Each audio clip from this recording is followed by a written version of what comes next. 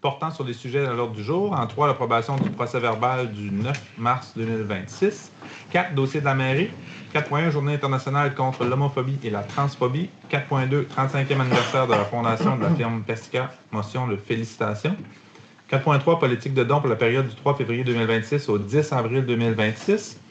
4.4, correspondance. 5, direction générale et greffe.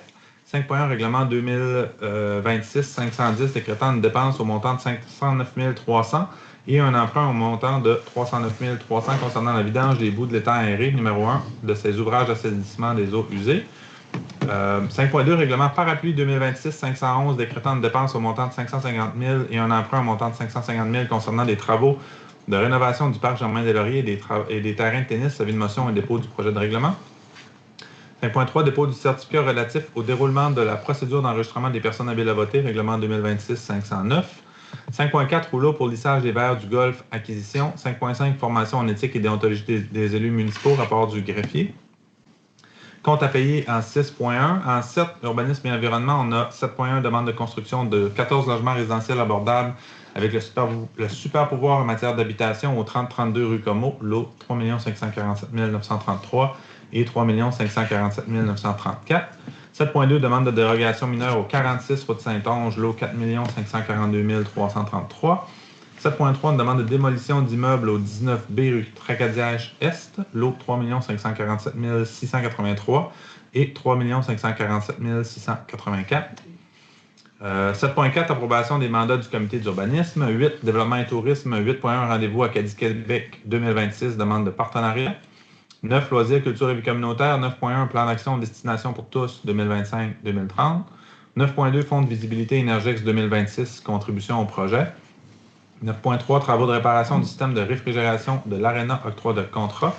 9.4, désignation du représentant municipal et de la responsable de la bibliothèque au sein du réseau Biblio Gaspésie-Île-de-la-Madeleine. 10, travaux publics et bâtiments. 11, dossier de la sécurité publique. 11.1, camion autopompe pour la caserne 79, octroi de contrat. 11.2, véhicules pour le service technique SSI Avignon-Est, achat. 11.3, rapport des interventions du SSI Avignon-Est pour la période de janvier à mars 2026. 12, prochaine séance. 13, autres sujets. 14, tour de table du conseil. 15, période de commentaires et de questions. Et 16, levée de la séance. Quelqu'un propose l'adoption de l'ordre du jour? Proposé par Régis Leblanc. Merci. Ça nous amène au point 2, la période de commentaires et de questions portant sur les sujets à l'ordre du jour. Est-ce que vous avez des questions sur les sujets que je viens de nommer à l'ordre du jour? Oui. C'est quoi Destination pour tous? C'est notre plan d'action sur l'accessibilité qui découle de la démarche avec Kéroul. Qui vous n'avez pas pensé encore à faire mettre un ascenseur dans le nouveau bloc? Je vais le présenter tout à l'heure, le plan d'action. Il y a beaucoup d'éléments là-dedans, mais il n'y a pas d'ascenseur. Dans le nouveau bloc, ça ne fait pas partie des bâtiments de la ville. Ça, c'est vraiment... C'est quand même des subventions qu'on fait, ça vient de nos poches. Oui, mais c'est pas dans ça. Non, ça ne fait pas partie de ce plan d'action-là. C'est pas prévu. Qui roule, c'est comme mettre du crémage sur un gâteau mal fait. C'est sûr que c'est bon, mais ça donne pas d'accès à personne. Bien, je vais le présenter tout à l'heure, quand même, le plan d'action, mais on veut rendre des bâtiments qui sont partiellement accessibles, on veut les rendre accessibles. Donc, il y a plusieurs actions là, sur 3 ans dans plusieurs de nos bâtiments. Donc, l'idée, c'est vraiment d'améliorer les choses concrètement pour les personnes dans la mobilité réduite. Ça serait déjà un bon point. Passer un règlement pour mettre un ascenseur dans des immeubles à plus d'un étage, ça rendrait plus accessible, qui sont partiellement accessibles. Oui, mais ça rendrait d'exiger un ascenseur pour tout bâtiment construit à Carleton-sur-Mer de plus d'un étage. C'est ce que vous... En tout cas, les nouveaux. Pour les nouveaux, ben, on va le retenir, mais c'est sûr que c'est très impliquant. Là, je ne suis pas sûr. Là, c'est très impliquant. Comment ça peut coûter, vous ne savez pas. Comment ça peut coûter mettre des ascenseurs dans tous les prochains... Je ne peux pas vous dire, les prochains bâtiments, je ne les connais pas. C'est facile de savoir. Vous avez des ingénieurs qui nous demandent un ascenseur qui monte pour le deuxième étage.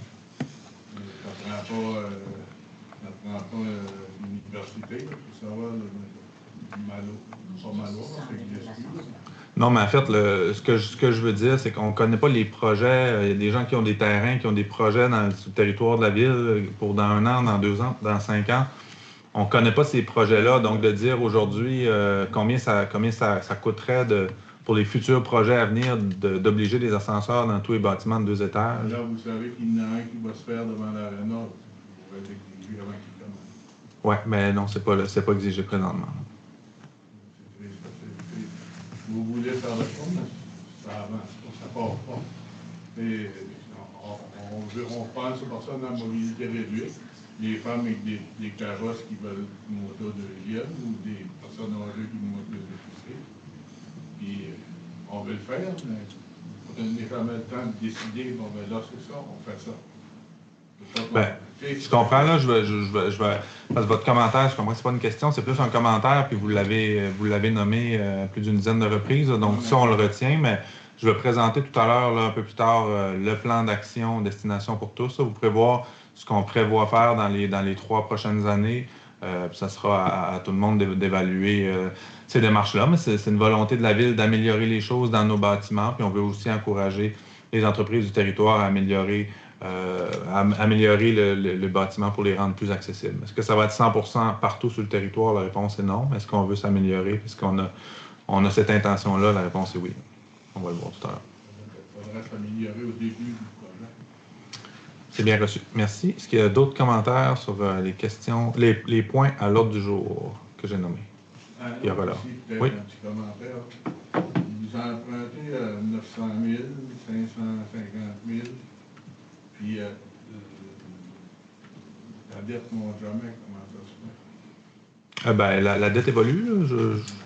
Elle monte selon les projets qu'on met. Chaque année, on rembourse à peu près 1,3 million là, sur le capital de la dette.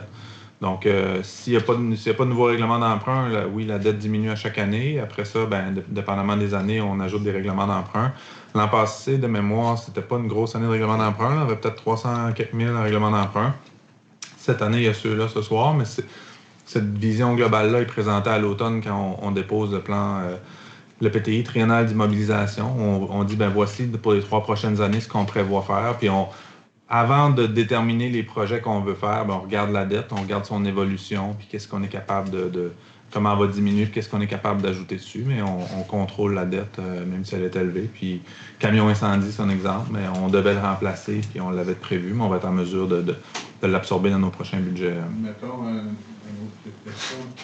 Le camion incendie, s'il est bon pour une autre municipalité, pourquoi est-ce qu'il n'est pas plus bon pour nous autres? S'il est bon pour une autre municipalité? Vous allez le vendre? Oui. Je ne peux pas vous dire si c'est une autre municipalité qui va l'acheter. Souvent, c'est des véhicules, on ne sait pas, là, mais souvent, c'est des véhicules qui sont vendus aux États-Unis dans des grands propriétaires de lots, des gens qui ont des grandes fermes qui achètent ça, donc des lots privés, mais je ne sais pas si c'est une municipalité qui va l'avoir. Là. C'est un camion qui a plus de 20 ans, là, c'est pas plus de 25 ans, là, 25 ans. Qui a plus de 25 ans, donc c'est une question de gestion de risque. On les entretient, mais à passer 25 ans, il y a le camion, mais il y a tous les équipements, la pompe dans le camion, donc c'est de la mécanique, on ne peut jamais savoir est-ce qu'on pourrait l'avoir 3 ans encore sans qu'il y ait de bris majeur, mais c'est un équipement qu'on veut renouveler à passer 25 ans. Il était... non. Voilà. D'autres commentaires? Ça va? Donc, je passe au point 4, dossier de la mairie. 4.1, Journée internationale contre l'homophobie. Oh, j'ai passé le procès-verbal. 3.1, donc c'est l'adoption du procès-verbal de la séance ordinaire du 9 mars 2026. Si c'est conforme à nos décisions, j'aurais besoin d'une proposée par Denise Leblanc. Merci. 4, dossier de la mairie. 4.1, Journée internationale contre l'homophobie et la transphobie. La résolution vise à ce que le Conseil proclame le 17 mai comme la Journée internationale contre l'homophobie et la transphobie. Et on va la souligner cette journée-là, entre autres, là, dans nos communications dans la ville avec le hublot. Puis il y aura un drapeau aussi qui sera érigé pour le 17 mai prochain. Si vous êtes d'accord, évidemment, ça prend une résolution pour le proclamer. Quelqu'un propose? Amélie Dallaire propose. Merci. 4.2, 35e anniversaire de la fondation de la firme Pesca. Une motion de félicitations. Le Pesca a souligné son 35e la semaine dernière. Monsieur Leblanc, ou il y a 2 semaines? Il y a 2 semaines, Monsieur Leblanc était à un événement là, où il y avait plus de 80 employés maintenant en Pesca, donc c'est quand même une firme importante qui a des bureaux dans l'Ouest canadien, à Québec, à Rimouski maintenant, et évidemment tout ça à Carleton-sur-Mer, basé à Carleton-sur-Mer. Ils ont toujours été basés ici, puis ils ont l'intention de le maintenir, donc c'est des beaux emplois ici, puis c'est des belles retombées là, sur le territoire, puis une belle visibilité pour la ville. On souhaitait le souligner officiellement via résolution ce soir avec un avis de motion, si vous le voulez bien. C'est proposé par M. Leblanc. Merci beaucoup. 4.3, politique de dons pour la période du 3 février 2026 au 10 avril 2026. Il y a quelques dons. Le premier pour la chorale La Croche-Cœur, 200 $. Le deuxième, 6 étoiles pour le Jour de la Terre, une gratuité studio plus 300 $. École Antoine Bernard pour une bourse 500 $. Le Cégep de la Gaspésie pour une bourse aussi remise aux étudiants 500 $. Carrefour Jeunesse Emploi pour le lancement d'un livre d'une jeune de Carleton-sur-Mer, 150 $ pour le prêt de location du foyer. Centre à l'envol, une bourse de 500 $ et un 250 $ pour l'école en chanson de Petite-Vallée. Voilà, c'est un dépôt pour information. 4.4, correspondance. Maintenant, on a reçu plusieurs correspondances au cours du mois dernier. Des demandes pour un programme d'aide financière pour les petits établissements accessibles. Il y avait à peu près une dizaine de correspondances, notamment pour annuler le programme fédéral de rachat d'armes à feu. Il y a Exploramer aussi qui avait un projet de cellule d'intervention sur les requins du Saint-Laurent. Donc, on a reçu, l'ensemble des membres du conseil ont reçu là, toutes ces correspondances-là. C'est un dépôt qu'on fait à ce point-là. On nous amène au point 5, Direction générale et greffe. 5.1, règlement 2026-510 décrétant une dépense au montant de 509 300 et un emprunt au montant de 309 300 concernant la vidange des boues de l'étang aéré numéro 1 de ces ouvrages d'assainissement des eaux usées. Donc, c'est un règlement d'emprunt. C'est une dépense de 509 300 qui était prévue, qu'on doit faire. On est à la dernière étape du règlement d'emprunt. Il y a 309 000 qui va être par règlement d'emprunt sur le service de la dette, puis il y a un 200 000 de ce montant-là qui va être payé directement avec les surplus non affectés de la ville. C'est ce qui complète le montant, le 509 000. C'est des travaux qui vont être faits. On a l'obligation de faire, on n'a pas le choix. L'évolution des boues dans nos étangs aérés sont suivis, le ministère éventuellement nous a demandé, nous exige qu'on les vide. Ils sont rendus à un certain niveau qu'on doit faire. C'est la première fois qu'on fait cette opération-là. Ça fait plus de 25 ans là, que les étangs aérés sont fonctionnels, mais on doit les vider maintenant. Ça va? Quelqu'un propose? David Landry propose. Merci. 5.2, règlement parapluie 2026-511 décrétant une dépense au montant de 550 000 et un emprunt au montant de 550 000 concernant les travaux de rénovation du parc Germain-des-Lauriers et des terrains de tennis, avis de motion et dépôt du projet de règlement. Dans ce projet-là, il y a un 350 000 qui est prévu pour faire des améliorations au parc Germain-des-Lauriers et un 200 000 pour terrain de tennis de la rue Comeau. On va refaire le surfaçage du terrain de tennis, puis pour le parc Germain-des-Lauriers, il y a plusieurs aménagements. Oh, c'est possible de remonter. On est des visuels, M. Riel. Excusez-moi, désolé. Quoi? 350 000 pour le parc Germain-des-Lauriers. Il y a des travaux qui vont être entamés dès cet été là, pour modifier des modules, entre autres mettre des surfaces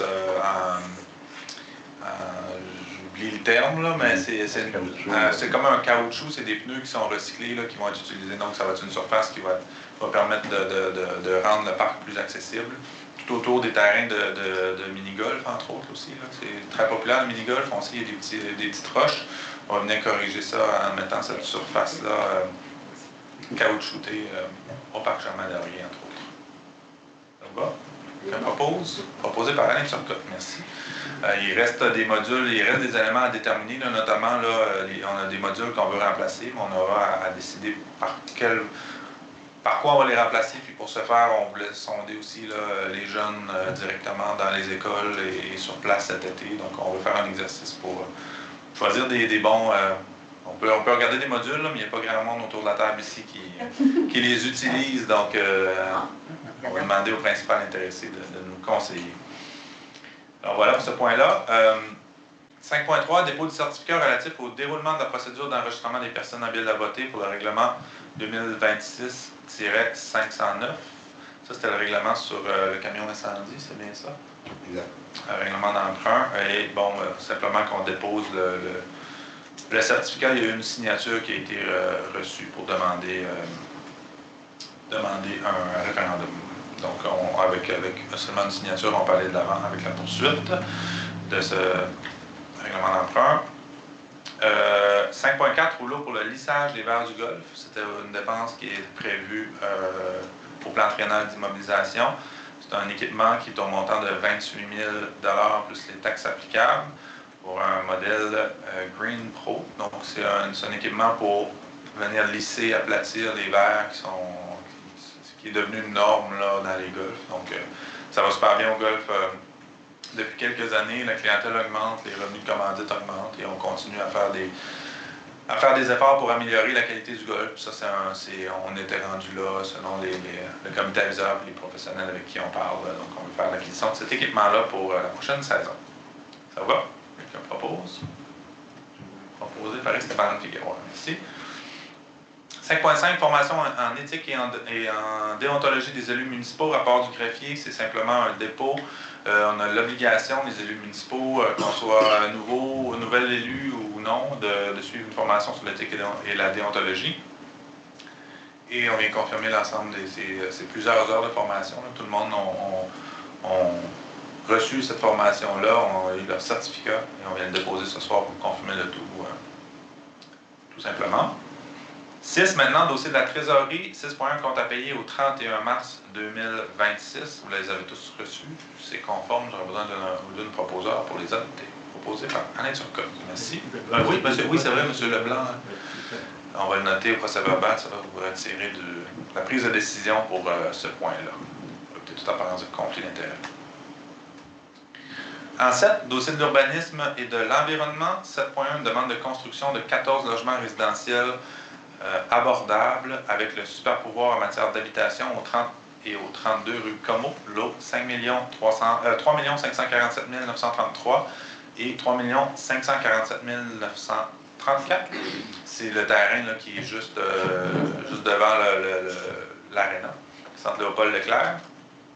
Et avec ce super pouvoir-là, c'est nouveau pour le monde municipal là, depuis quelques mois, peut-être un peu plus d'un an, où lorsque le taux d'inoccupation au Québec est en bas de 3 %, vu la crise sur le logement partout au Québec, on permet aux municipalités des mécanismes pour aller plus rapidement aussi dans les modifications de réglementation. Dans ce cas-là, il fallait faire des modifications sur la marge qui donne entre le bâtiment projeté et la rue Marie-Dugas. On a 5,9 mètres et la réglementation demandait un passage de 7,5 mètres.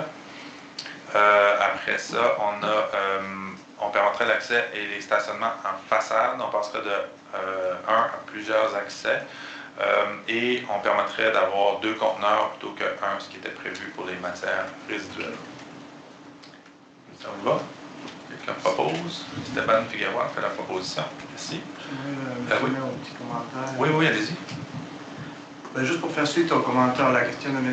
Siam, puis vu qu'on traite des 14 logements, c'est des logements qui sont indépendants. Donc, mettre des ascenseurs au 6e étage, il n'y aura pas de mettre des ascenseurs indépendants pour chaque appartement. Mais il va y avoir 2 logements adaptables au rez-de-chaussée pour les personnes à mobilité réduite. Donc, il va y avoir la possibilité pour des personnes à mobilité réduite d'accéder à ces appartements-là à des prix abordables. Et puis, qui pourraient être adaptés selon les besoins de ces personnes-là. Mais la conclusion, c'était que c'était plus logique de mettre des appartements pour ces personnes-là au rez-de-chaussée qu'au 6e étage, parce que sinon, c'est un ascenseur par appartement, c'est moins logique. Là, en fait, là, c'est pour ça qu'on a pris cette décision-là. On prendra les questions à la fin, si vous voulez bien. Donc, c'était proposé, M. Figueroa, merci. 7.3, demande de démolition, 7.2, demande de dérogation mineure au 46 route Saint-Onge, lot 4 542 333. Est-ce que c'est possible de projeter le plan? En fait, c'est sur la partie sud de la route Saint-Onge. C'est le premier lot qui est à l'est de la route Saint-Onge. C'est un lot avec une maison, puis la demande, l'objectif des propriétaires, c'est de subdiviser le lot pour créer 2 nouveaux lots sur cet espace-là. Donc, il y aurait 3 lots total, celui où est la maison présentement, plus 2 nouveaux qui seraient créés. Et la profondeur les lots seraient dérogatoires sur la profondeur des terrains, mais comme c'est le cas à beaucoup d'endroits dans la route Saint-Onge, dans ce secteur-là, la profondeur des lots, ça reste, en fait, les lots qui sont proposés respectent la profondeur qui est ailleurs dans la rue. Donc, il y a pas, ça ne créerait pas une distinction par rapport au reste de la rue. Et vous le voyez, là, en gris foncé, c'est là où est la maison présentement. La partie en haut, c'est la 132. Donc, c'est le premier lot collé sur la 132. À gauche, vous avez la route Saint-Onge. Et donc, le lot actuel qui serait subdivisé, la partie sud serait divisée il y aurait l'ajout de 2 nouveaux lots. Et la profondeur de ces lots-là ne respectait pas la réglementation d'urbanisme.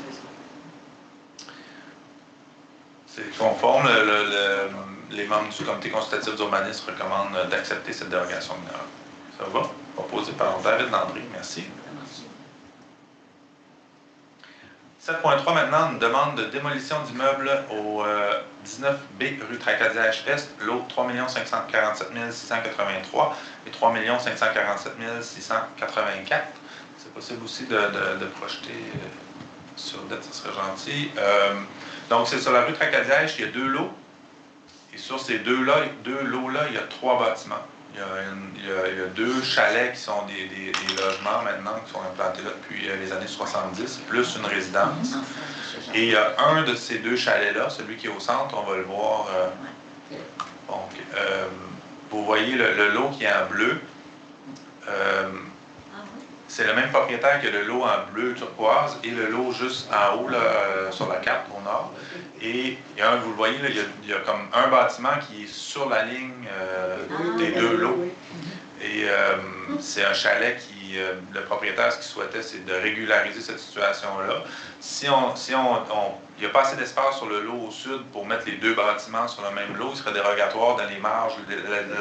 La distance entre les 2 bâtiments serait trop rapprochée, puis les marges aussi de chaque côté du terrain, ça ne fonctionnerait pas, avec les superficies aussi. Et donc, ce que le propriétaire souhaite faire, c'est de vendre à faible coût ce bâtiment-là. Mais n'arrivant pas à le vendre ou même à le donner, je crois, il a fait une demande de permis de démolition à la ville pour régulariser. Donc, la présente résolution viserait... en fait, le comité de démolition s'est réuni puis confirme être en accord avec cette demande-là. Mais je pense que, dans demeure, le propriétaire souhaite toujours pouvoir déplacer ce bâtiment-là s'il y a des preneurs à l'heure actuelle. Donc, ça va permettre de régulariser sa situation. C'est un dépôt, comme le comité de démolition est décisif, donc c'est un dépôt seulement ce soir. 7.4, approbation des mandats du comité d'urbanisme. Suite à l'arrivée d'un nouveau responsable de l'urbanisme, il y a eu des réflexions qui ont eu lieu avec le comité et avec les représentants du conseil, M. Landry et M. Figueroa, et le comité souhaitait élargir un peu, là, typiquement, toutes les demandes de changement de zonage, de dérogation mineure, de plan d'implantation et d'intégration architecturale sont soumis au comité consultatif d'urbanisme. Le comité fait des recommandations, puis ensuite le conseil prend des décisions en fonction des recommandations. Et là, ce qu'on se disait, avec cette résolution-là, ce serait un peu d'élargir le champ du comité, du CCU, pour les faire réfléchir à des questions qui touchent l'urbanisme, évidemment, mais qui ne sont pas de facto nécessairement présentées au CCU. Des projets comme l'étude de caractérisation des paysages, c'est un travail qui est fait, on aura à faire des recommandations. Tout ce qui touche l'aménagement du territoire au niveau de l'habitation, on a les gros enjeux d'habitation, de manque de logement, on y travaille. Des problématiques réglementaires en général. On a déjà réfléchi par le passé au règlement de camping, par exemple, sur le territoire. C'est des thématiques qui pourraient être abordées, qui pourraient être présentées en CCU avant de revenir au conseil. Donc, l'idée de la résolution, c'est de les mandater pour ces projets-là, les impliquer dans la révision du schéma d'aménagement et de développement. La MRC doit réviser son schéma d'aménagement. Ça va avoir un impact sur les municipalités. Donc, ils vont être informés aussi quand il y a des consultations à la municipalité, que le CCU soit aussi consulté par la fait même. Donc, par résolution, on viendrait ce soir étendre un peu les mandats de ce comité-là pour répondre aux préoccupations, aux demandes des membres du CCU. Puis ça va nous permettre, ultimement, c'est toujours ça l'objectif, au conseil d'avoir plus d'éléments pour prendre la meilleure décision possible. Donc, ça va être davantage éclairé. Est-ce que ça vous va? Quelqu'un propose? Proposé par Régis Leblanc. Merci. 8. Développement et tourisme. 8.1. Rendez-vous Acadie Québec 2026.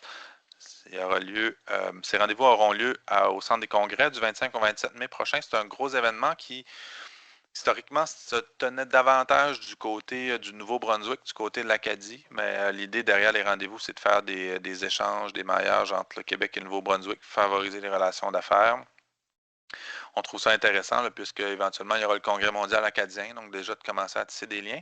Et la Ville a été sollicitée pour soutenir cet événement-là via dans un plan de visibilité de partenariat. Et avec cette résolution-là, on viendrait entériner une contribution de 5 000 $ pour le partenariat pour cette 10e édition des rendez-vous Acadie Québec. 25 au 27 mai 2026. Il risque d'y avoir du monde dans le secteur, ça va être au centre des congrès, donc les hôtels, etc. Il devrait y avoir de l'activité à Carleton-sur-Mer. Quelqu'un propose? Proposé par Amélie Dallaire. Merci. 9. Loisirs, culture et vie communautaire. 9.1. Plan d'action destination pour tous. Je l'ai mentionné un peu là d'entrée de jeu.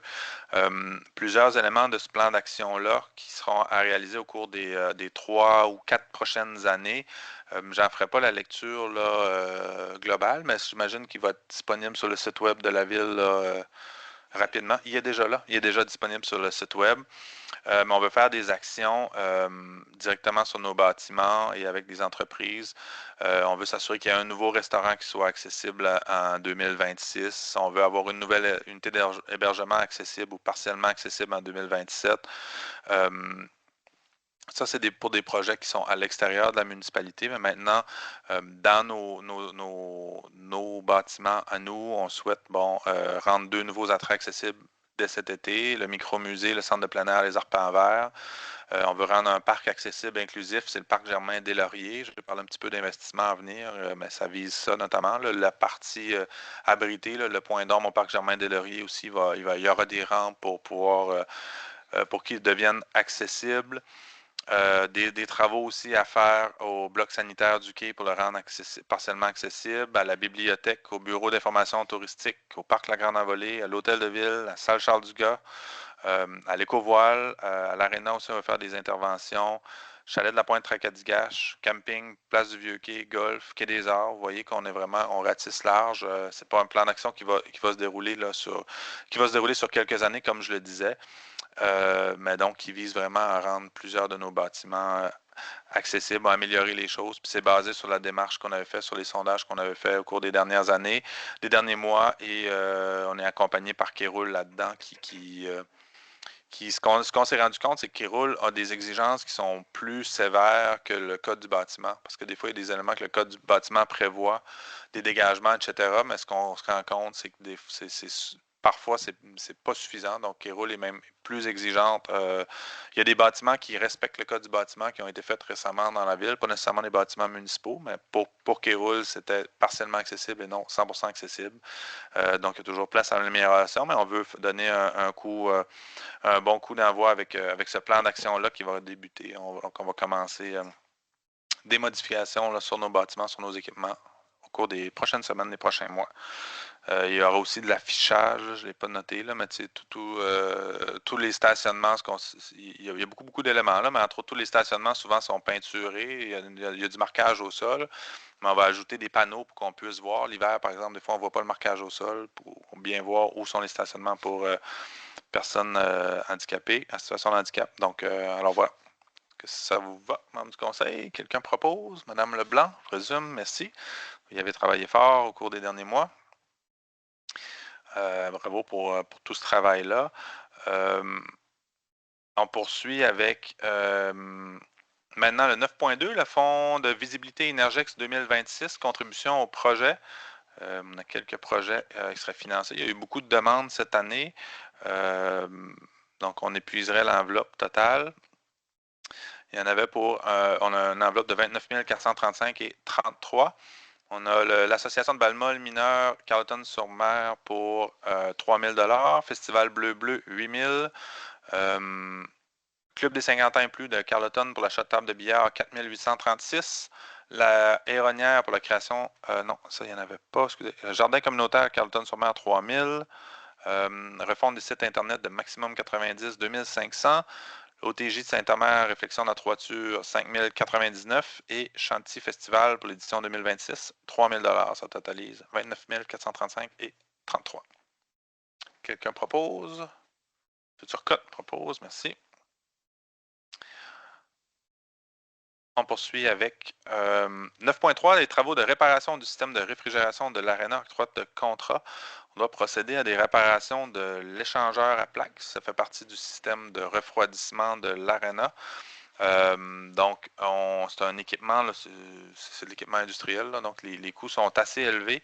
On avait prévu là, des travaux de 30 000 $ cette année là, pour rénover, entre autres, cet équipement-là et d'autres petits équipements. Finalement, rendu sur place, ce que Simco a constaté, là, la firme, les professionnels qui travaillent, c'est qu'il y avait on doit remplacer des morceaux là, de l'échangeur à plaques et ça représente un montant de 120 700 $ avant les taxes qu'on doit adopter pour s'assurer que l'Arena fonctionne. Sinon, on pourrait...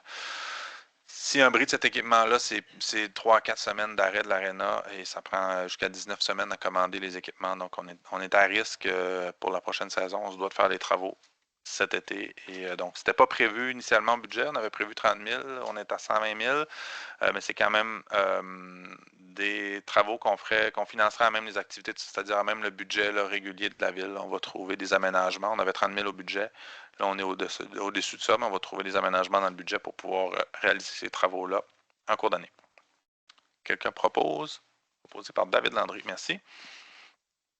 9.4, désignation du représentant municipal et de la responsable de la bibliothèque au sein du réseau Biblio Gaspésie et de la Madeleine. C'est spécifiquement pour participer à l'Assemblée générale annuelle. Ça prend une résolution pour que nos représentants puissent voter. Et on a 2 représentants à la ville, un représentant élu qui est M. Régis Leblanc et notre responsable de la bibliothèque, Julie Poulain, qui nous représenterait lors de la GA. Si vous proposez par Mme Leblanc. Merci.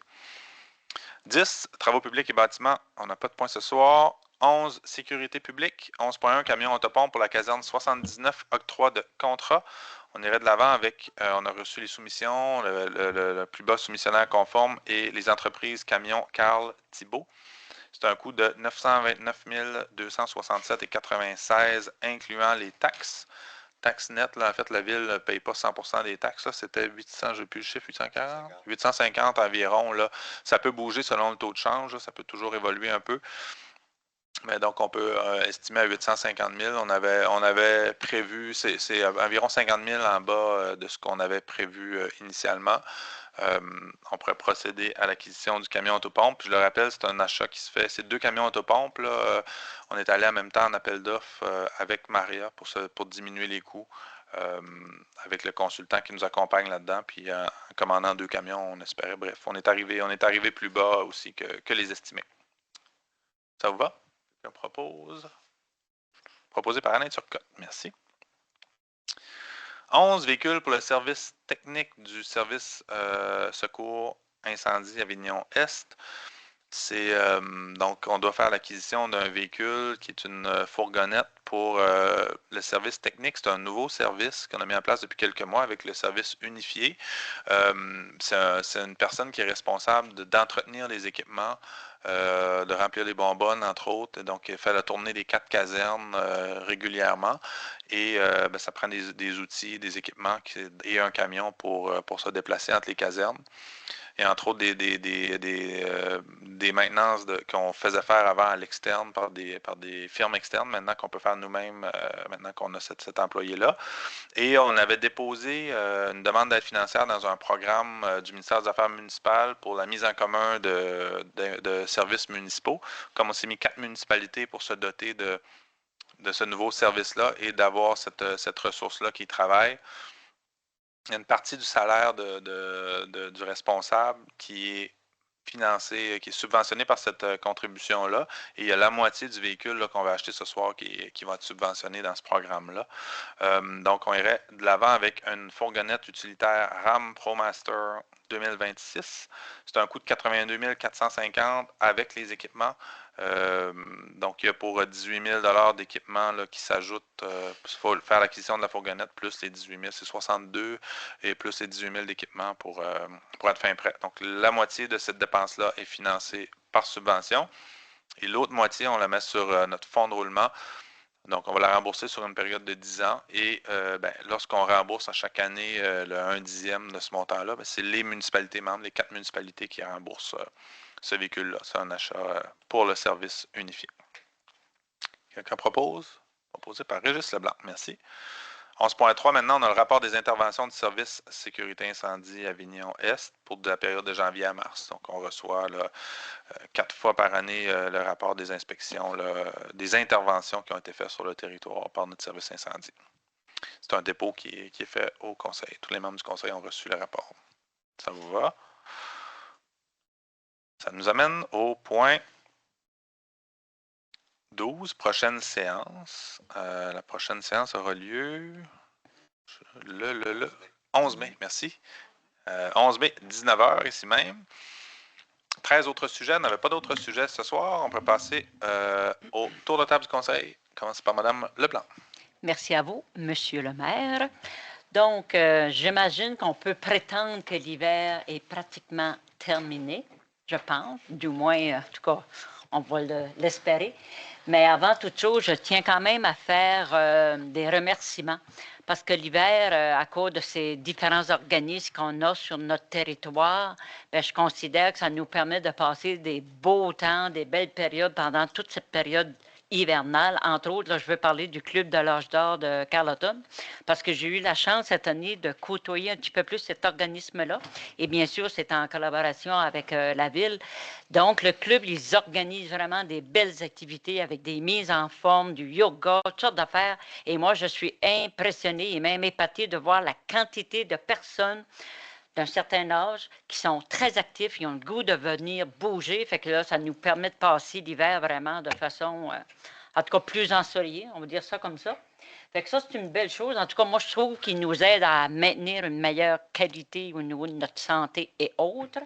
Et la deuxième chose, surtout cette année, avec la belle hiver que nous avons eu, on a quand même eu plus de neige que depuis longtemps, c'est les sentiers hivernaux. Vraiment, c'est impressionnant la qualité que nous avons eue. Le traçage des pistes de ski de fond, en tout cas, c'est extraordinaire. Il y a à peine, même pas une semaine, on pouvait encore faire du ski de fond. Fait que ça a été très agréable. Encore une fois, je tiens à dire un très gros merci aux bénévoles. Vraiment, une chance qu'on les a avec nous. Et d'ailleurs, on va les souligner, les bénévoles, 23 ou 26 avril, quelque chose comme ça, 23 avril. Donc, on a besoin des bénévoles. Et tantôt, on parlait du plan d'action qui roule. Vous savez que c'est mon dossier, j'y tiens énormément. Et vous savez également qu'on a à cœur la participation citoyenne à Carleton. Fait que c'est simplement pour vous dire qu'à l'intérieur de ce plan d'action-là qui roule, on veut former un comité qui va s'appeler le comité d'accessibilité. Donc, on encourage la population à vouloir s'inscrire à ce comité-là lorsque ce sera le temps.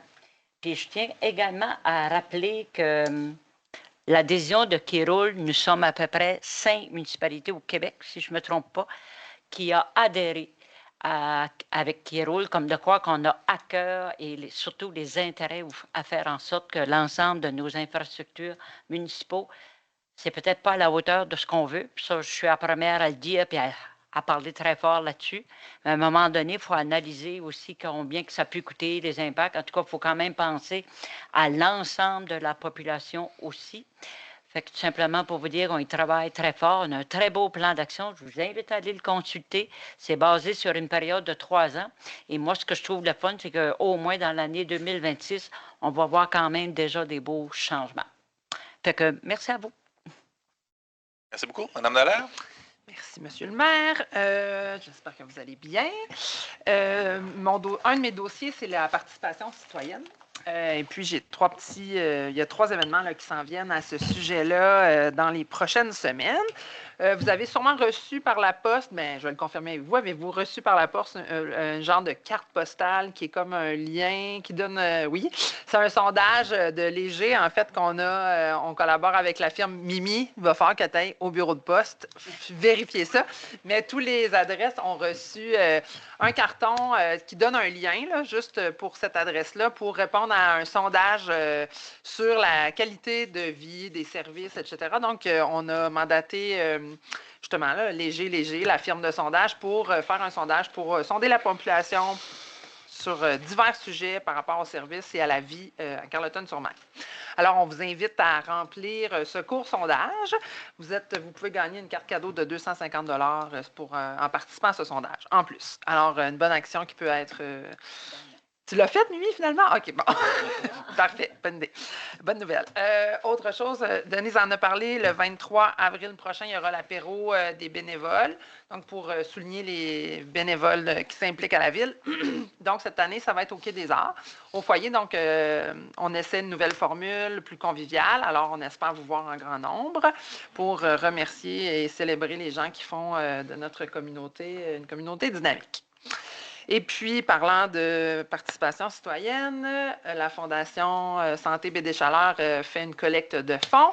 Et puis, votre dynamique conseil a décidé d'aller pédaler pour le Spinodon. Donc, samedi matin, nous serons tous ensemble ici sur des vélos stationnaires, aller suivre pour ramasser des sous pour la Fondation Santé BD Chaleur. Donc, c'est des sous qui vont arriver qui vont retomber dans toute la communauté, oui, à Carleton, mais dans la baie des Chaleurs. Donc, si vous cherchez une équipe à encourager, nous appelons les élus. Vous pouvez aller sur le site de la... Non, mais quand même, on pourrait... mais bref, c'est important pour nous de contribuer, puis ça nous fait... c'est ça, on est heureux de s'allier pour ramasser des fonds pour la Fondation Santé BD Chaleur. Ah oui, oui, c'est vrai. Ça peut vous donner aussi des reçus d'impôts pour dons de charité. Si vous nous faites un super gros don, là, vous pourrez avoir un reçu d'impôt. Bref, c'était mes actualités en participation citoyenne. Je vous souhaite un beau printemps et puis on se revoit au mois de mai. Merci. M. Turcotte? Bonsoir tout le monde. Ça va bien? Oui. Moi, j'ai participé à 2 réunions il y a 2 semaines. Le fonds de visibilité énergétique. On a distribué 29 000 comme vous avez vu tout à l'heure. Mais c'est sûr qu'on avait plus de demandes que ça. On a voulu faire des choix, des fois difficiles, mais il faut faire des choix. Mais je pense que c'est quand même un fonds qui verse quand même 29 000 par année. C'est quand même pas rien dans les organismes. Ça aide les organismes. Aussi, j'ai participé à une réunion de la SDMC, Société de développement de mise en valeur de Carleton-sur-Mer, pour le golf. Donc, on a pu voir les états financiers de l'année passée du golf et le budget pour la prochaine année. Fait que c'est vraiment encourageant. Le golf, au niveau des opérations, c'est rentable. Puis, il y a des surplus. Fait que c'est bien. Une belle clientèle. Je pense que le golf, il y a une bonne renommée auprès des gens alentours. Fait que, puis après ça, le dernier, c'est comité. La semaine prochaine, je vais rencontrer le comité aviseur du golf. J'ai bien hâte de les rencontrer. C'est tous des passionnés du golf. Puis là, avec le beau temps qui s'en vient, ils vont être excités. Merci. Bonne soirée. Merci. Monsieur Leblanc. Merci, Monsieur le maire. Alors, bonsoir tout le monde. J'ai été, avec proposition de représenter la ville de Carleton-sur-Mer au conseil d'administration du réseau des bibliothèques. Qu'est-ce qui se passe là? Vous savez, ce réseau-là assure des services à nos bibliothèques municipales à la grandeur de la Gaspésie.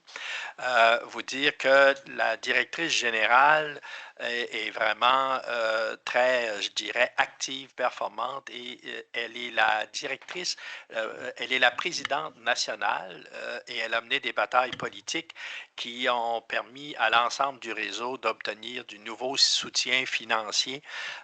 Donc, on a une équipe extrêmement dynamique à Capcha, où sont les bureaux. Alors, Julie et probablement Mme Boudreau, on va se rendre à l'Assemblée générale à Capcha. Oui, on va visiter les bureaux et puis on sera là.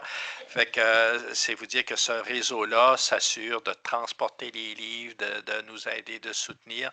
Et il y a toujours une activité de reconnaissance des bénévoles, etc. Fait que c'est très intéressant. Moi, je vais terminer un mandat à l'exécutif de trésorier. Alors, on a des mandats limites de 4 ans. Je pense que je vais rentrer dans ma 3e ou 4e année là, à ce réseau-là. Revenir un petit peu sur l'hommage qu'on a souhaité donner à l'entreprise Pesca.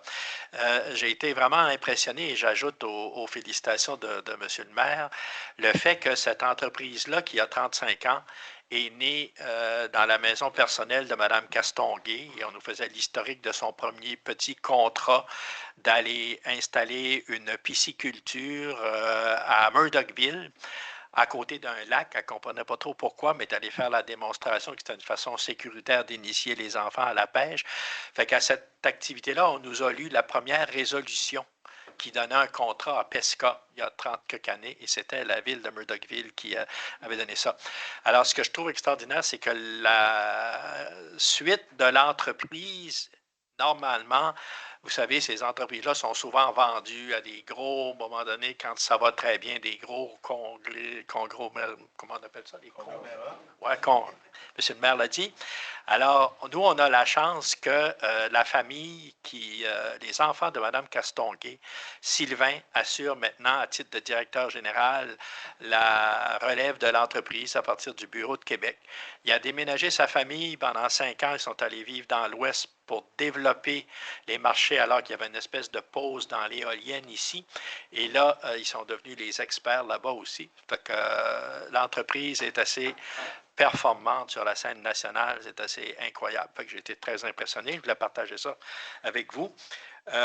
Vous dire aussi que la semaine de l'action bénévole, du 19 au 25, j'espère que vous avez apprécié la formule que l'équipe a mis en place de voter pour des gens de notre communauté. C'était sur le site web. Alors, il y avait 4 premiers visages, mais on cliquait sur celui du bas et il y en avait 10-12 autres qui apparaissaient. Fait que j'espère que vous avez pu aller voter pour ces gens-là. Dans les autres dossiers, je travaille avec l'équipe de la MRC. Cette semaine, on va travailler au comité des relations de travail. M. Sylvain Roy, qui est préfet suppléant, et moi, on va travailler avec le directeur général comme représentant de la ville de Carleton-sur-Mer. Merci. Bon printemps. Merci beaucoup. M. Figueroa. Bon, je vais rester sur la thématique de l'habitation, moi, pour mes commentaires de fin de la soirée. Pour vous rappeler que l'OMH de Carleton maintenant fait partie du regroupement de l'OMH, l'OH de la baie de Chaleur depuis 2025. Et puis, le dernier mois, semaine, j'ai eu beaucoup de questionnements de citoyens par rapport à la disponibilité des logements et tout, notamment à la Belle Embarquée. Il y avait quelques logements qui étaient disponibles, puis ça a pris un peu plus de temps que prévu parce que des fois, il y a des rénovations à faire, des petits rénaux. Et puis, sachez que toutes les places maintenant sont comblées. Ça m'amène à dire qu'il y a toujours une liste d'attente, en fait, pour octroyer des places, parce que c'est des places à des prix abordables. Donc, il y a un comité qui est formé. Puis, il y a une analyse qui se fait quand même très, très assidue de chacun des dossiers, où est-ce qu'on va regarder différents indicateurs, le revenu, les situations familiales, etc. Donc, je sais qu'il y a les logements qui s'en viennent prochainement en face de l'Arena. Donc, il faut voir les mêmes processus. Donc, il y a des gens déjà qui commencent à demander comment on fait pour donner notre nom si jamais on aura besoin dans un an ou deux d'un logement. C'est d'appeler à l'OH, puis il y a une personne qui est attitrée pour mettre les noms des personnes dans la liste d'attente, et puis ça va rentrer dans le processus. Il y a une rencontre mensuelle pour l'octroi des logements, parce que comme l'OH maintenant gère 9 municipalités, donc il y a beaucoup de logements où est-ce qu'il y a des travaux, il y a des logements disponibles et tout ça. Donc, c'est une réunion mensuelle qui s'est faite pour l'octroi des nouveaux logements quand ils sont disponibles et prêts à être octroyés à des personnes. Donc, sachez que c'est ça le processus, mais tu sais, on reçoit toujours des questionnements des citoyens. Moi, personnellement, ce que je fais, je transfère toujours des questionnements aux gestionnaires de l'OH. Et puis, on essaie de répondre dans les plus brefs délais s'il y a des questionnements par rapport à la gestion ou à des inquiétudes qui ont les personnes qui habitent dans ces logements-là. Moi, ça me fait plaisir de porter vos besoins aux gestionnaires aussi. Donc, voilà. Merci beaucoup. M. Landry. Bonjour. Juste pour dire, moi aussi, j'avais eu une réunion du comité famille aînée que je fais partie. En startant, ils nous avaient déjà présenté ça, mais je voulais dire bravo à ceux-là qui ont fait le premier salon des ressources pour aînés qui s'est déroulé vendredi passé. C'est toujours le fun. Puis ça parle de ça aussi, des services aux aînés. Puis durant ma réunion aussi, ils ont parlé comme moi, je ne connaissais pas ça, mais il y a sur le répertoire, sur le site de la MRC, il y a un répertoire des services aux aînés et leurs proches. Fait que des fois, il y a des services qui sont offerts qu'on ne connaît pas beaucoup, mais ça fait partie de ça, fait que je trouvais ça important. Puis dans le fond, nos réunions, ce que ça sert, c'est qu'il y a un plan d'action pour différentes activités, puis c'est de ça qu'on parle, puis qu'on essaie d'en réaliser, tout ce qui a rapport famille et aînés. C'est un comité avec beaucoup, pas avec beaucoup, mais avec des citoyens à plus grande partie. C'est 5-6 citoyens. Moi, je suis le seul de la ville qui est là-dessus. Fait que je trouve ça le fun aussi. Tout ce qu'on implique des citoyens, c'est toujours le fun dans une municipalité. Merci beaucoup. Donc, je vais vous laisser la parole. Juste avant, je vais vous dire, en suivi de la dernière séance publique, là, il y avait eu un questionnement sur l'état des plantes. Là. Il y avait une plante ici qui n'est plus là présentement, là, mais qui est en très mauvais état, mais on a fait une enquête pour se rendre compte que finalement, il y a différentes façons de gérer les plantes, là, mais ça a été par le passé les concierges, puis c'était des concierges externes, fait que dépendamment des personnes, ça bougeait. Puis des fois, c'était l'équipe, les employés de la ville qui entretenaient chacun leurs plantes. Mais là, on a clarifié tout ça. On a des concierges maintenant à l'interne à la ville. On a une personne responsable des plantes qui a pris celle qui était ici, qui est maintenant aux soins palliatifs, mais qui va revivre. Elle va être plus frêle en santé, mais elle va être moins volumineuse qu'elle ne l'était. Elle a subi une cure de traitement à choc, mais elle va revenir. Puis l'ensemble des plantes à l'hôtel de ville devraient bien se porter au cours des prochaines années. Question, oui, votre nom et question. Monsieur Rémi Essiam. Esteban, tu me disais que c'est des loyers indépendants. Ça veut-tu dire qu'il y a une entrée extérieure pour rentrer dans les loyers ou ben non?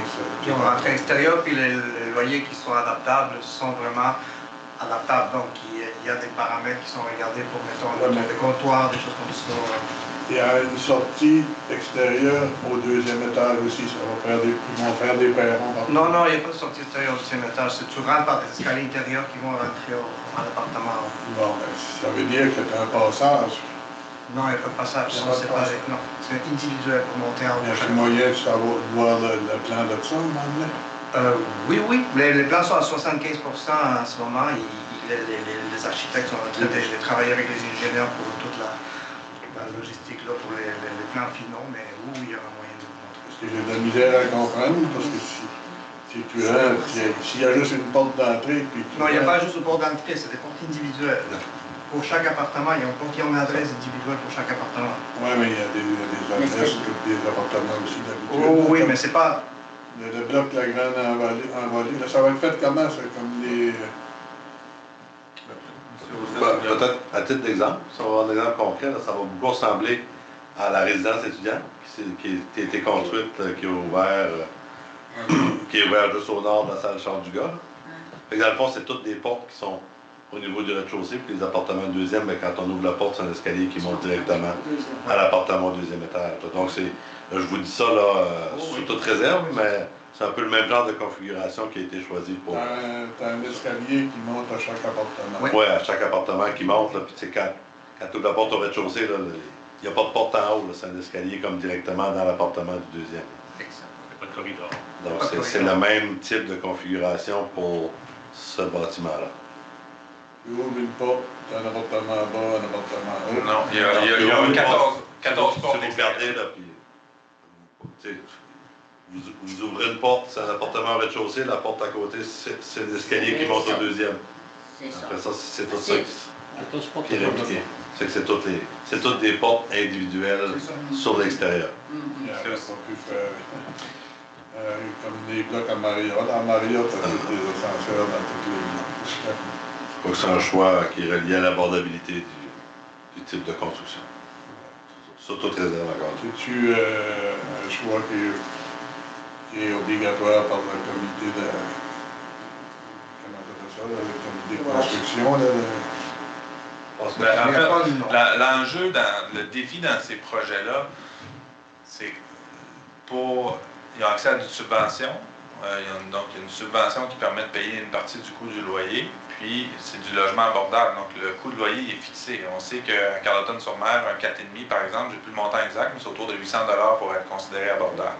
Donc, ils ne peuvent pas charger plus de 800 $ pour un loyer. La ville donne le terrain, fait un congé de taxe sur 35 ans, et ils reçoivent une subvention qui est à peu près de l'ordre de 200 000 par port.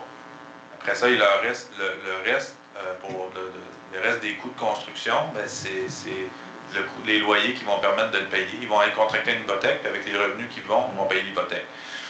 Pour y arriver, ils ont travaillé, ça fait à peu près 4 ans maintenant là, que le financement a été, ou 3 ans, en tout cas au moins 3 ans que le financement a été annoncé par la FTQ, qui a annoncé la subvention, mais depuis 3 ans, il y a du travail qui se fait pour raffiner les plans, pour faire diminuer les coûts, parce que le montage financier ne fonctionne pas, et le projet ne se faisait pas.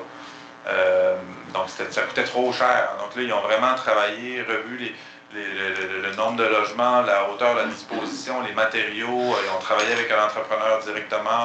Ils ont fait faire des plans 2 fois par des architectes pour dire, ben là, c'est trop cher, on n'y arrive pas. Donc là, c'est de cette façon-là que le projet va pouvoir se réaliser. Mais c'est limité. Ça coûte très cher à construire aujourd'hui. Avec les paramètres-là, on arrive avec un projet qui tient la route.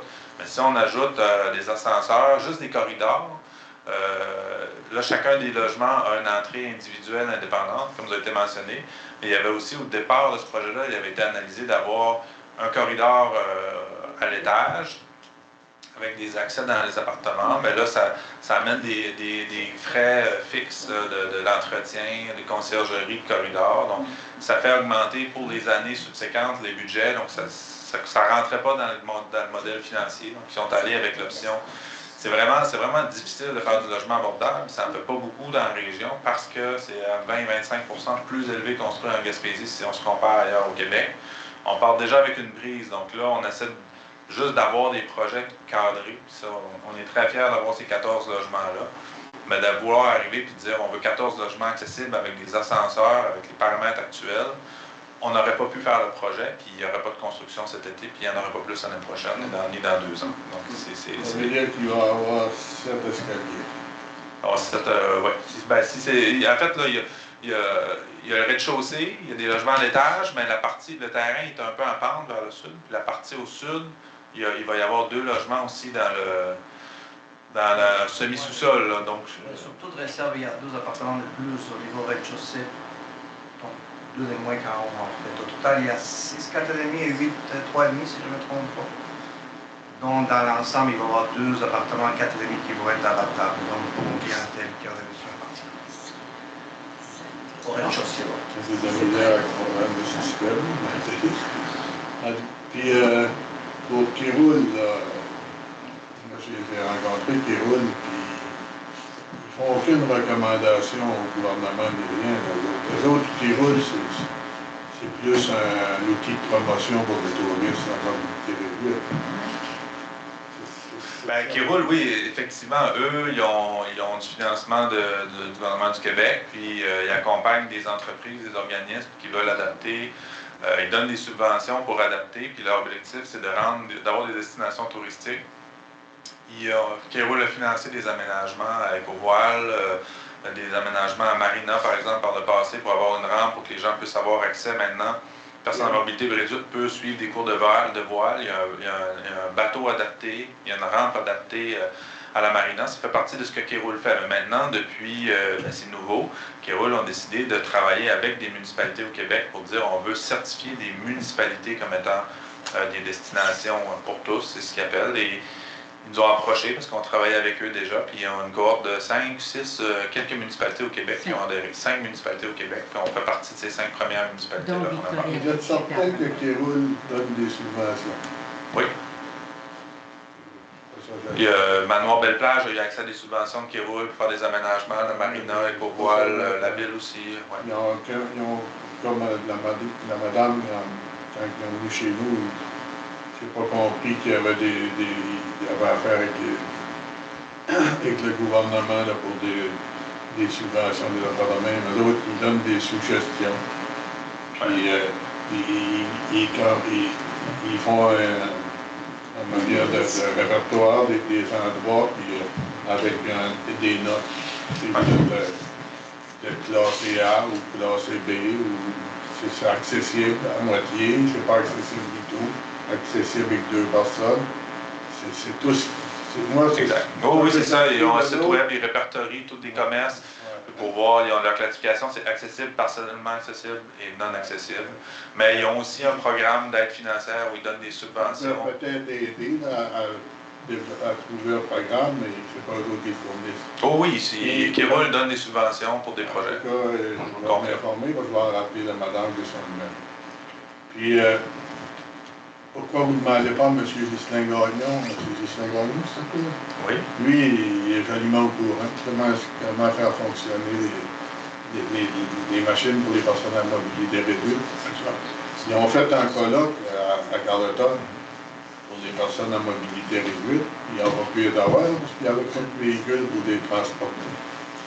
Et les véhicules, comment ça s'appelle, les régime, là. Oui, mais là, le Transport adapté, c'est pas un dossier municipal, là, c'est un autre enjeu. Non, Là, juste pour, je vais pas vous demander de dossier. circonscrire votre intervention, là, juste pour comprendre c'est quoi votre question, votre commentaire. Là. Ouais. Ben, c'est pas un dossier municipal, mais par contre, s'ils veulent faire un colloque pour des personnes en mobilité réduite à Carleton, il n'y a pas rien pour les déplacer. Ben, c'est partout à Gaspésie. Il y a un service de transport adapté qui existe. Les besoins sont énormes. C'est des gros défis régionaux, mais ça existe. Puis Carleton-sur-Mer n'est pas différent du reste de la Gaspésie. Parce que le transport adapté, c'était avalé par le régime. Puis aussitôt que le régime l'a pris, il était supposé faire 20% de plus de profit. Aussitôt que le régime l'a pris, mais ça me coûtait 2 fois le prix pour prendre le transport. C'est pas... Moi, il ne m'épate pas. Transport adapté, là, les subventions, c'est financé, c'est la régime effectivement qui gère ça. La municipalité met de l'argent. Le ministère des Transports du Québec subventionne. Mais les subventions du ministère des Transports n'ont pas bougé depuis 10 ans. Puis les véhicules maintenant peuvent accueillir moins de fauteuils que ce que ça faisait par le passé. Les véhicules coûtent plus cher et les fauteuils sont plus gros. Ce qui fait qu'on a moins d'argent. Puis avec le même montant, on peut offrir moins de services que ce qu'on pouvait avant. Donc c'est un grand défi que la régime a pour maintenir le transport adapté. Puis les municipalités contribuent. Mais le défi est énorme, puis on fait des demandes à Québec régulièrement pour rehausser le financement en transport adapté. Mais c'est pas juste en Gaspésie, c'est partout au Québec que ce défi-là. Pendant ce temps-là, on fait des toilettes qui ne t'offrent pas plus que 3 ans. Il y a un aréna où la glace ne marche pas au bout de 3 ans. Alors, vous faites des amalgames, là. Vous parlez du financement du transport régional puis d'aménagement. Oui, mais on a des bicycles, il y a des bicycles électriques. Ils sont en Carleton. C'est bien beau. Dans le fond, c'est toutes les autres qui payent. C'est les taxes et les retenues de ressources, puis tout ce qu'on paye, c'est ça qui paye le transport. Puis là, vous autres, vous avez fait une toilette, comme quand vous avez fait l'arena, je vous ai demandé de mettre un ascenseur. Là, vous allez préparer ça avec Kéroul. Non, mais j'ai pas dit qu'on allait mettre d'ascenseur à l'arena avec Kéroul. Non, mais vous allez rendre plus adaptable que vous allez faire. On va regarder, là, j'ai pas le détail, mais c'est des petites améliorations qui vont être prévues.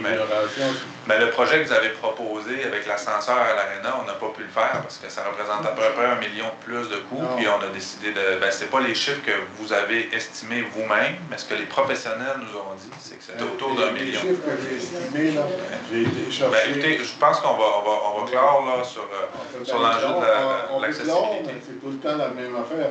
Les chiffres que j'ai estimés, là, je les ai sortis des compagnies.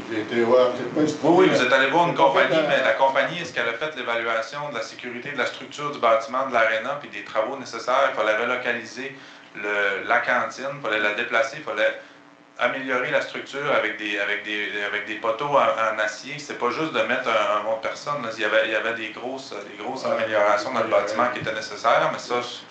On vous l'a déjà expliqué, là. Vous dites je veux mettre fin à cette discussion-là, mais je vais devoir...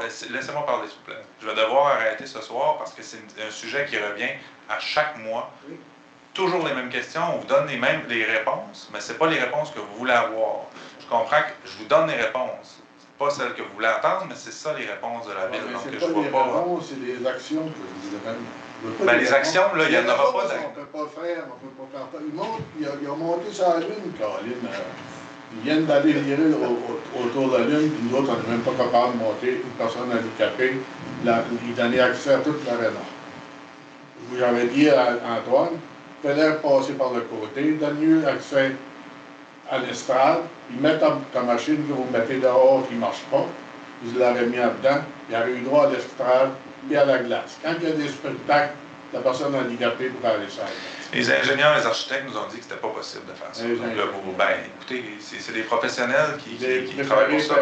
J'ai dit que c'était terminé, je vais passer aux autres questions, s'il vous plaît. D'autres questions pour les gens dans la salle? Oui. Ben, non. Allô? Oui, oui. Voilà. Ben alors, vous êtes changé à soir.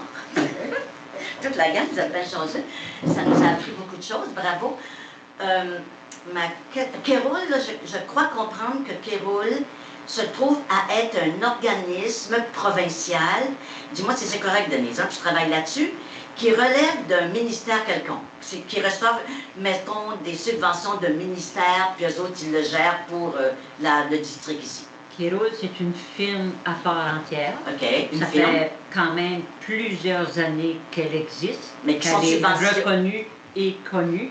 Ils travaillent vraiment en étroite collaboration avec le ministère C'est ça. du Tourisme. Et Voilà. entre autres, c'est pour ça qu'on appelle ça Destination pour tous.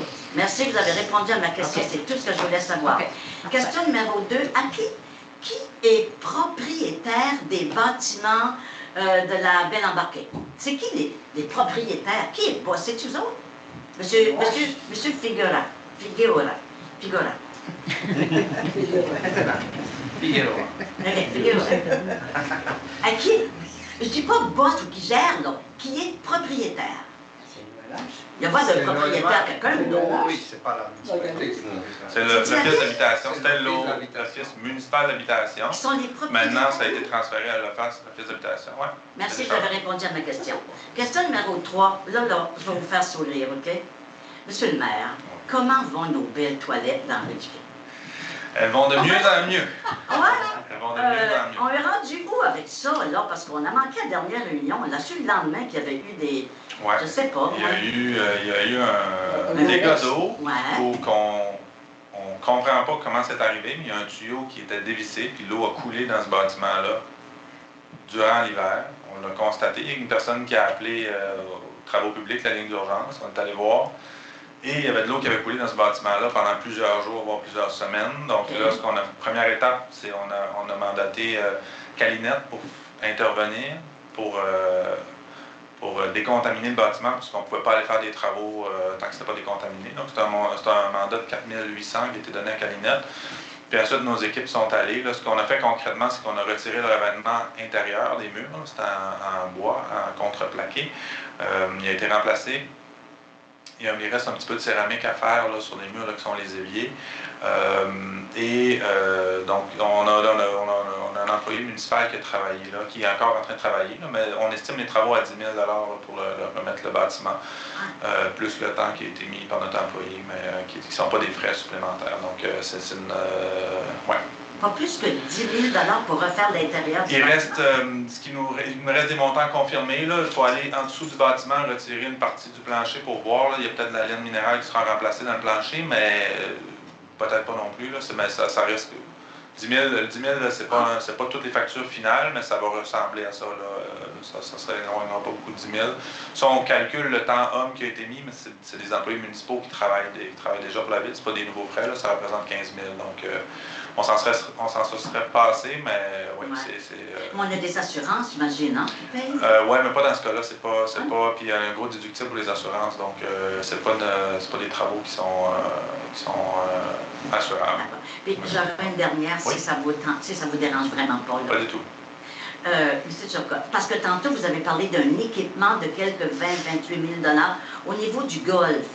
Oui, Mais ça, quand il y a des équipements qui sont requis au niveau du terrain de golf, est-ce que c'est les budgets du golf qui paient ces équipements-là? Parce que, d'après ce que j'ai cru comprendre, c'est la ville qui paie l'équipement pour le golf? Ou que ça devrait rentrer dans les revenus du golf? Oui, c'est moitié-moitié. Hein. Le golf paye une partie, puis Pardon? la ville paye la moitié, puis le golf paye lui-même la moitié avec les profits. Non. La ville est propriétaire des équipements, propriétaire des chalets et du terrain de golf. C'est la SDMC, la Société de développement de mise en valeur, qui opère le golf. Par le passé, c'est toujours la ville qui a payé 100% des équipements quand on remplace des tondeuses, peu importe, depuis peut-être 3-4 ans maintenant. Comme le golf fait des profits, quand on fait de l'achat d'équipement, on utilise les profits du golf pour payer la moitié, puis la ville en paye la moitié. Ah ben. Donc là, c'est 28 000, 14 000 golf, 14 000 SDMC, 14 000 ville. Ben voilà. OK. C'est tout ce que je voulais vous dire. Merci beaucoup. Avec grand plaisir. Oui, c'est ça. Quand la nouvelle première ministre là, Oui. avait enlevé la taxe de bienvenue, ça veut dire que vous allez avoir moins de revenus. Oui, mais c'est la taxe de bienvenue, si j'ai bien compris, c'est pour les premiers acheteurs, jeunes premiers acheteurs. Là, donc, je ne sais pas, ça va être difficile à chiffrer, là, c'est une bonne question, là, mais je ne sais pas l'impact que ça peut avoir la ville, mais c'est sûr que le monde municipal va faire des représentations pour s'assurer que si Québec prend une décision qui a un impact sur nos budgets, on va demander à être compensé. Mais, Mais oui. C'est comme enlever le clou d'un pied à quelqu'un puis le mettre dans l'autre pied. Il donne déjà un crédit aussi. Ça dépend si ça enlève le crédit, parce que déjà un crédit pour les acheteurs aussi rapport d'impôt. C'est relatif aussi comment ils font ça. C'est pas encore fait, on va tout dire. Puis à la ville, c'est toujours difficile à évaluer, là, les droits de mutation. C'est à peu près 100 000 par année, entre 90 et 110 000, disons, nos revenus de droits de mutation. De cette portion-là, je ne sais pas si on pourrait avoir le chiffre là, qui est pour les premiers acheteurs. Ce n'est pas une donnée qu'on a. Nous, là, on nous dit que l'immeuble a été vendu, puis on reçoit ces montants-là. Mais donc, je ne sais pas combien l'évaluer, mais c'est sûr que c'est des questions qu'on va poser. Bah, quelqu'un propose la levée de la séance, proposé par Mme Amélie Dallaire. Merci. Non, mais je fais signe. C'est à cause de ton initiative pour la levée. Oui.